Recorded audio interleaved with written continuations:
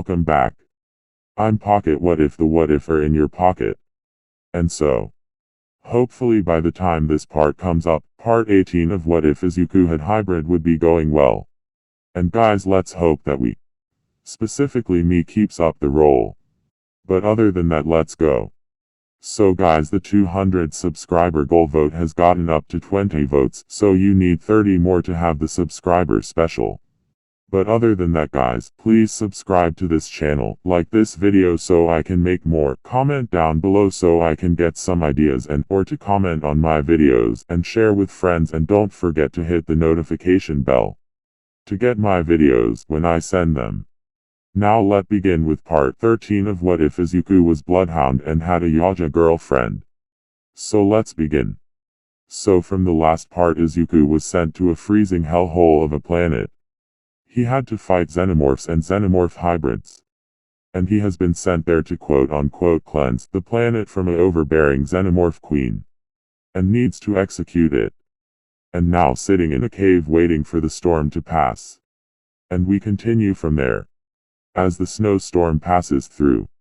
Inside, Izuku is just sitting waiting for the storm to pass. As he just thinking. What is it going to be like when he returns home? Will people remember him? Will anyone he knows be alive? As his thoughts go deeper and deeper, nearly becoming existential. Then the storm begins to calm. So Izuku snaps out of it.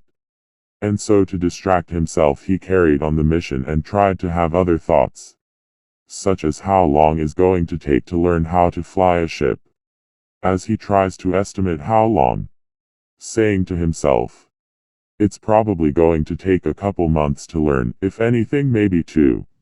But then Izuku gets caught off guard as a hybrid xenomorph leaps forward towards Izuku. As Izuku dodged the hybrid's claws. Izuku then had a good look at the hybrid.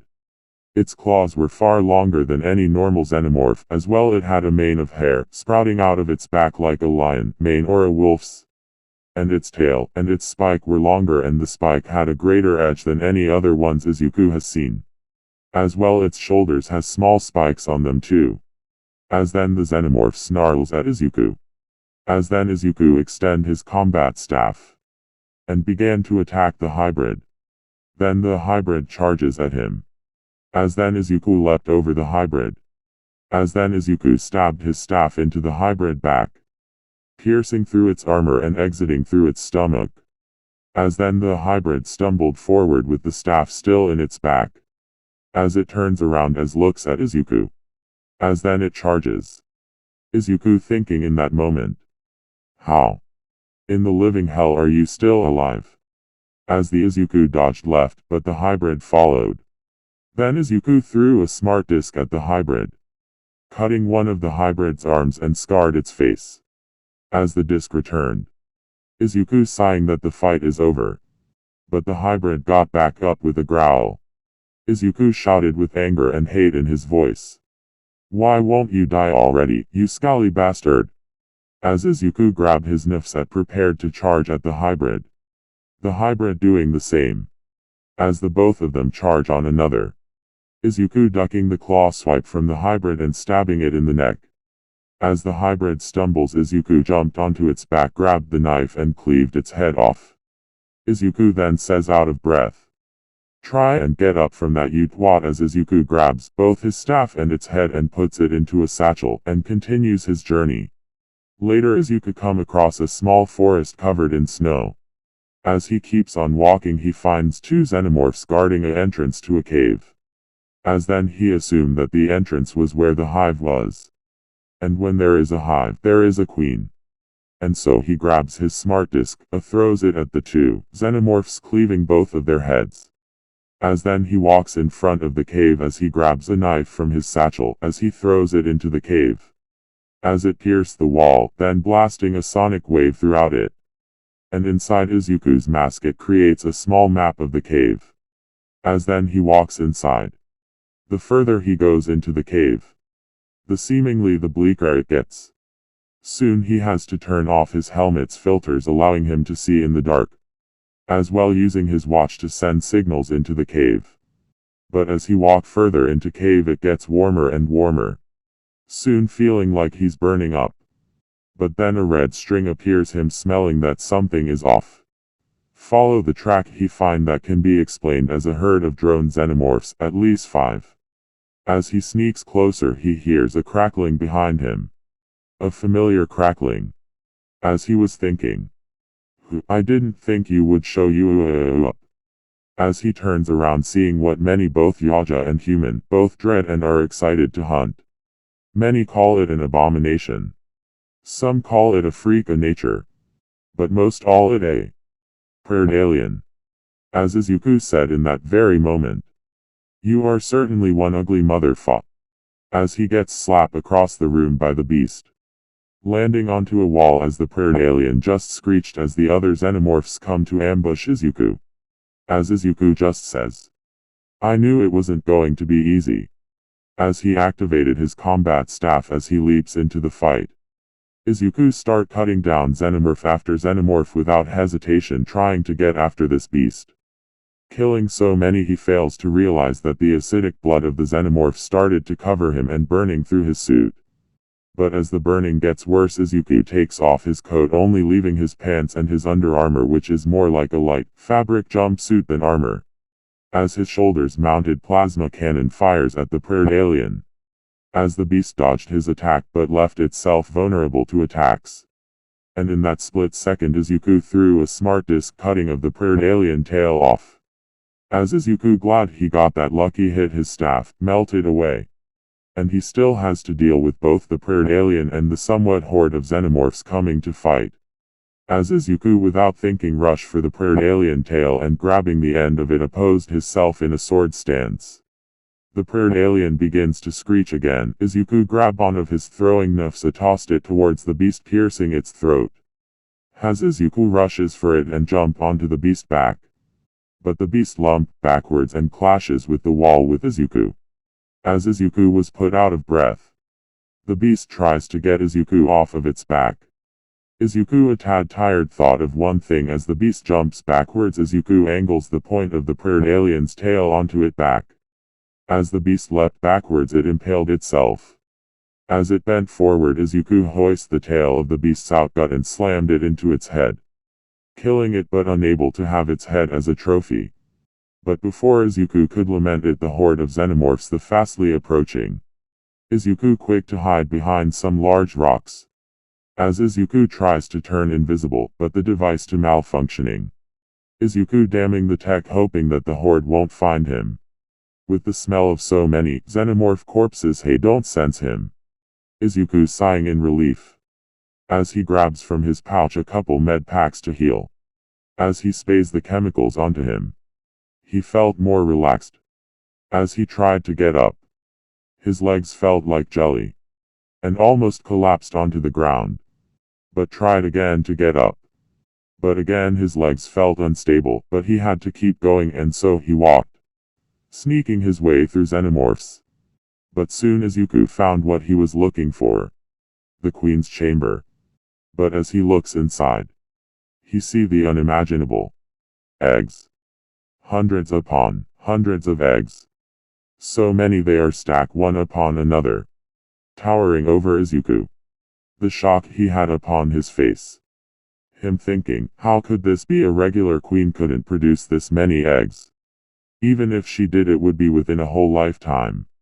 As he see her, and he shouts within his mind, that is no regular queen. That is a freaking queen mother. As the massive xenomorph stood over Izuku, her not noticing.